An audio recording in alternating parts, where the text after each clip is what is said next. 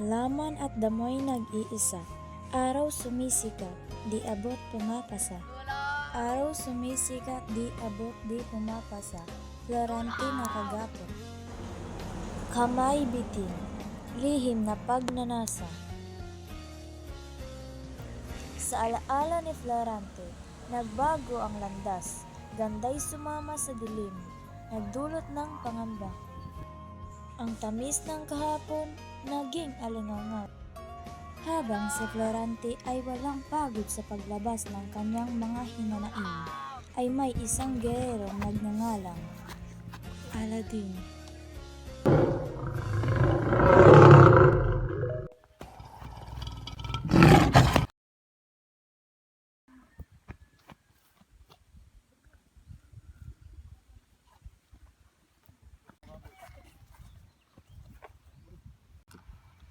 Sino ka? Isang muro. Oo, isa akong muro, ngunit may puso at damdamin rin ako. Kahit ang ating bayan ay nag-aaway, kaibigan pa rin kita. Salamat. Walang anuman, kaibigan. Sino pa ba magtulungan dito kundi tayong dalawa lamang? So yung pala, dito ko muna magpahinga, kaibigan. Alalayan kita magdamag.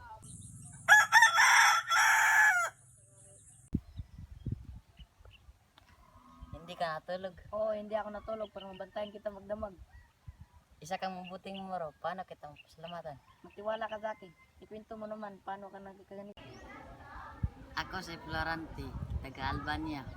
Ang aking ang aking ina ay si... At isinalaysay na niya ang kanyang buhay.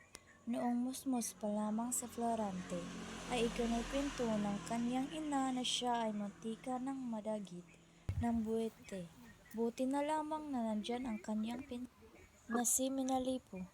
Florante! Anak ko! Ano nangyari dito, prinsesa? Asa ng anak ko?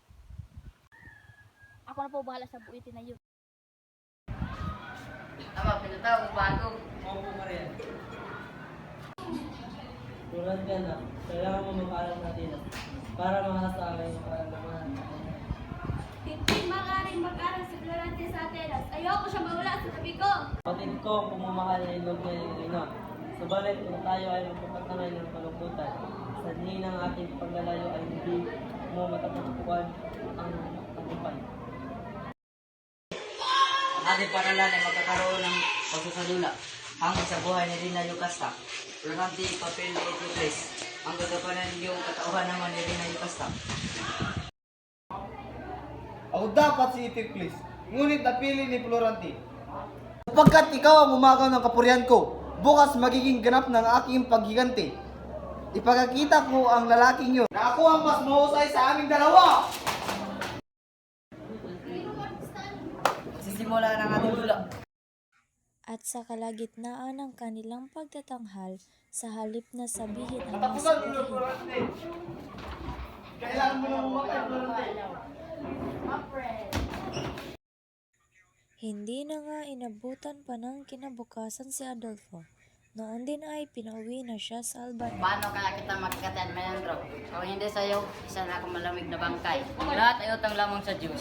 Ako ay kasangkapan lamang upang maligtas kang kapahamakan. Florante, para nakikita ko ng araw ng inyong pag-uwi. Oo nga, pero sa palagay ko, hindi ako makauwi dito kapag hindi ka kasama. Isa ka sa pinakadakila kong kaibigan at hindi ako aalis dito kapag hindi ka kasama. Kapag sasama ba ako sa iyo, pakilala ba ako sa iyo, ama? Oo naman. Pauman yun sa abalang di inasahan. Liha mula sa Albania kay Florante naglalaman. Maraming salamat. Anak, ito ang katotohanan. Pumanaw na ang iyong ina.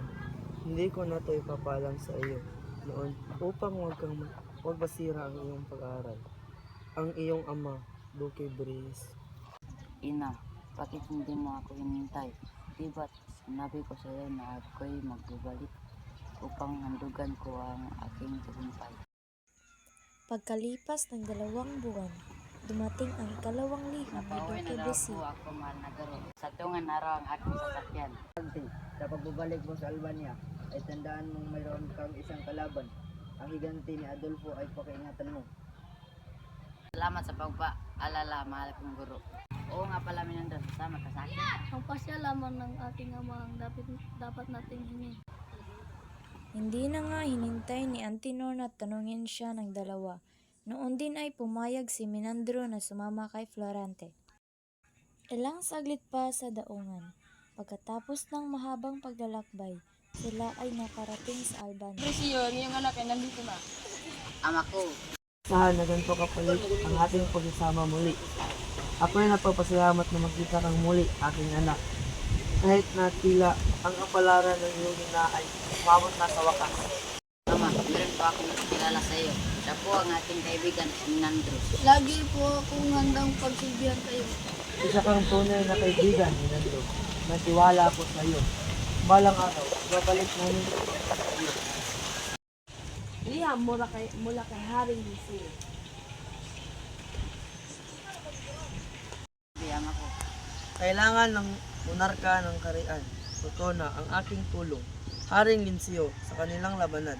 Nakubkob ng mga kaway na muro ang Protona sa pamuno ng kilabot na si General Osmalik. Hindi nag-aksaya ng sandali ang mag-ama. Noon din ay nagsadya sila sa palasyo ni Hari Isel. Na ay nilagan ng ating kulong.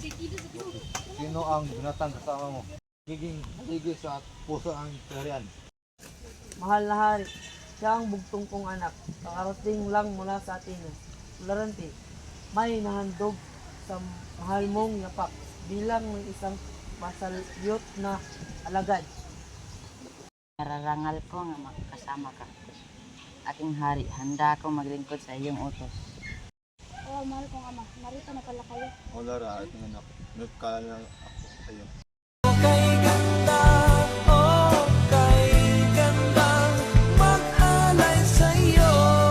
Wala pa akong nakitang babaeng kasinggalan niya. At tuwing sumulyak ako sa kanya, may kakaiba akong nararamdaman kung alam mo lang sagot. Sabihin mo sa akin at ang pakiramdam ito. Ang nararamdaman mo anak, pagkabighani ng anak ni Haring Eliseo ay gaya din ng pagkabighani ko sa iyong ina. Nang matapos ang kanilang pulong, hindi mapawi ang kanyang kalungkutan dahil malapit na ang digmaan. At hindi pa rin siya nakakapagtatapat ng kanyang pag-ibig o gawa. Anong hiwaga ng pagkatawag? Parang hindi ako makapaniwala na ako yung mahina pa rin sa pagkatawag buto. Ako ang sanggilay ng kalungkutan. Ano kasama ang papano ng inyong? Hindi yun ang dahilan, Laura. Ang kalungkutan niya darama ko ngayon ay nagsimula nung ikay nakilala. Florante, ano ang iyong sinasabi? Kung sa tingin mo ay papitik lamang ako sa iyo, igalang ko ang iyong mga gustuhan at ilalayo ang aking sarili. Naunawaan, Laura. Ang aking kalungkutan ay dulot ang pagkalito sa nararamdaman ko para sa iyo. Kung hindi kalabisan, ay nais ko makuha ang iyong sagot bago ako magtungo sa larangan. Hindi ko alam na ito palang iyong nararamdaman. Ngunit tulad mo ay nalilito rin. Simula nung nakilala kita, hindi ka na mawala sa pag-isipan ni na mahal kong Florante. Kung maipahayag, Laura, iniibig kita. Ang pag-ibig ay ang magiging sandigan ng aking tagumpay. Paalam, minamahal kong Laura. Ito na ang matagal na hinihintay na laban. Sino kaya ang mananalo?